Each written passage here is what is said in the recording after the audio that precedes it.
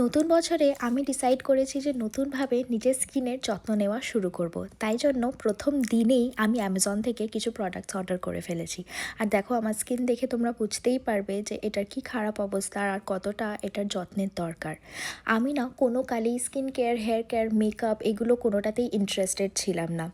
একটুখানি টিনেজ যখন হয়েছিলাম তখন মা জোর করে আইলাইনার, পাউডার এগুলো লাগাতো কোনো বিয়েবাড়ি অ্যাটেন্ড করতে যাওয়ার আগে, বাট আমার না একদম ভালো লাগতো না।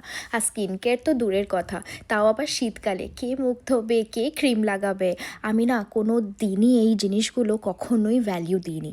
কিন্তু যতটা আমার বয়স বাড়ছে সময়ের সাথে সাথে আমার স্কিনেরও না একটু কেয়ারের দরকার পড়ছে, আর এটা আমি খুব ভালো করে বুঝতে পারছি। তাই জন্যই না আমি এই নতুন বছরে ডিসাইড করেছি যে আমি আমার স্কিনের আর স্পেশালি চুলের যত্ন নেওয়া শুরু করব। তো চুলের যত্নটা আমি কিছুদিন আগে থেকেই নিতে শুরু করেছি, আর এখন স্কিনের যত্নটাও শুরু করলাম।